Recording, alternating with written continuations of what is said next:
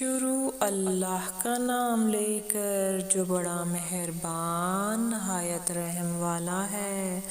نون قلم کی اور جو کچھ لکھنے والے لکھتے ہیں، اس کی قسم کہ اے پیغمبر صلی اللہ علیہ وآلہ وسلم، تم اپنے پروردگار کے فضل سے دیوانے نہیں ہو، اور بے شک تمہارے لیے بے انتہا اجر ہے، اور یقیناً تم اخلاق کے اعلیٰ مرتبے پر ہو۔ سو ان قریب تم بھی دیکھ لو گے اور یہ کافر بھی دیکھ لیں گے کہ تم میں سے کون دیوانہ ہے۔ تحقیق تمہارا پروردگار اس کو بھی خوب جانتا ہے جو اس کے رستے سے بھٹک گیا، اور ان کو بھی خوب جانتا ہے جو سیدھے رستے پر چل رہے ہیں۔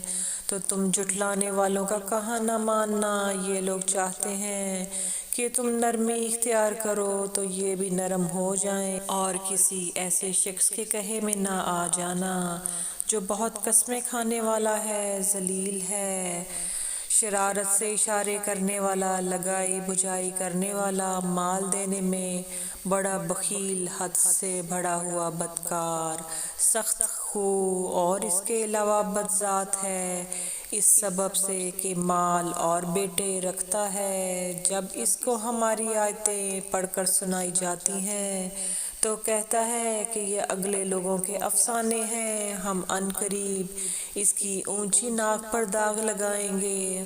ہم نے ان لوگوں کی اس طرح آزمائش کی ہے جس طرح باغ والوں کی آزمائش کی تھی، جب انہوں نے قسمیں کھا کھا کر کہا کہ صبح ہوتے ہوتے ہم اس کا میوہ توڑ لیں گے، اور انشاءاللہ نہ کہا، سو وہ ابھی سو ہی رہے تھے کہ تمہارے پروردگار کی طرف سے راتوں رات اس پر ایک آفت پھر گئی، تو وہ ایسا ہو گیا جیسے کٹی ہوئی کھیتی۔ پھر جب صبح ہوئی تو وہ لوگ ایک دوسرے کو پکارنے لگے کہ اگر تم کو کاٹنا ہے تو اپنی کھیتی پر سویرے ہی جا پہنچو۔ سو وہ چل پڑے اور آپس میں چپکے چپکے کہتے جاتے تھے کہ آج وہاں تمہارے پاس کوئی فقیر نہ آنے پائے، اور کوشش کے ساتھ سویرے ہی جا پہنچے، گویا پیداوار پر قادر ہیں۔ پھر جب انہوں نے باغ کو دیکھا تو ویران، کہنے لگے کہ ہم رستہ بھول گئے ہیں، نہیں بلکہ ہم بے نصیب ہو گئے۔ ایک جو ان میں سمجھدار تھا بولا، کیا میں نے تم سے نہیں کہا تھا کہ تم تسبیح کیوں نہیں کرتے؟ دوسرے کہنے لگے کہ ہمارا پروردگار پاک ہے، بے شک ہم ہی قصوروار تھے۔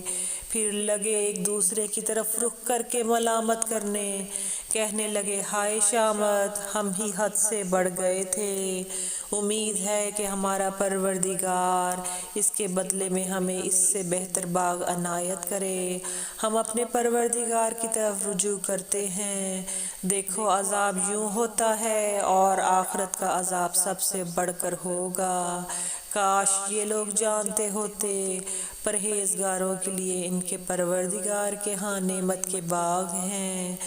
کیا ہم فرما برداروں کو نافرمانوں کی طرح نعمتوں سے محروم کر دیں گے؟ تمہیں کیا ہو گیا ہے، کیسی تجویزیں کرتے ہو؟ کیا تمہارے پاس کوئی کتاب ہے جس میں یہ بات پڑھتے ہو کہ جو چیز تم پسند کرو گے وہ تم کو ضرور ملے گی، یا تم نے ہم سے قسمیں لے رکھی ہیں جو قیامت کے دن تک چلی جائیں گی، اور جو کچھ تم طے کر لو گے وہ تمہارا ہوگا؟ ان سے پوچھو کہ ان میں سے کون اس کا ذمہ لیتا ہے؟ کیا اس قول میں ان کے کچھ شریک ہیں؟ اگر یہ سچے ہیں تو اپنے شریکوں کو لے آئیں۔ جس دن پنڈلی سے کپڑا اٹھا دیا جائے گا اور کفار سجدے کے لیے بلائے جائیں گے، پھر وہ سجدہ نہ کر سکیں گے، ان کی آنکھیں جھکی ہوئی ہوں گی اور ان پر ذلت چھا رہی ہوگی، حالانکہ پہلے اس وقت سجدے کے لیے بلائے جاتے تھے جبکہ وہ صحیح و سالم تھے۔ تو مجھ کو اس کلام کے جھٹلانے والوں سے سمجھ لینے دو، ہم ان کو آہستہ آہستہ ایسے طریق سے پکڑیں گے کہ ان کو خبر بھی نہ ہوگی، اور میں ان کو مہلت دیے جاتا ہوں، میرا داؤں بڑا مضبوط ہے۔ اے نبی، کیا تم ان سے کچھ معاوضہ مانگتے ہو کہ ان پر تاوان کا بوجھ پڑ رہا ہے، یا ان کے پاس غیب کی خبر ہے کہ اسے لکھتے جاتے ہیں؟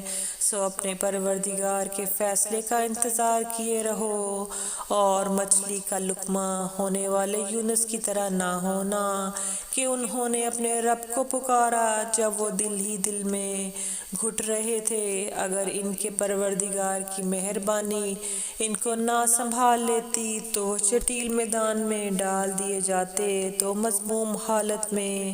پھر ان کے پروردگار نے ان کو برگزیدہ کر کے نیکوکاروں میں شامل کر لیا، اور کافر جب یہ نصیحت کی کتاب سنتے ہیں تو یوں لگتے ہیں کہ تم کو اپنی نگاہوں سے پھسلا دیں گے، اور کہتے ہیں کہ یہ تو دیوانہ ہے، اور لوگو یہ قرآن تمام جہانوں کے لیے نصیحت ہے۔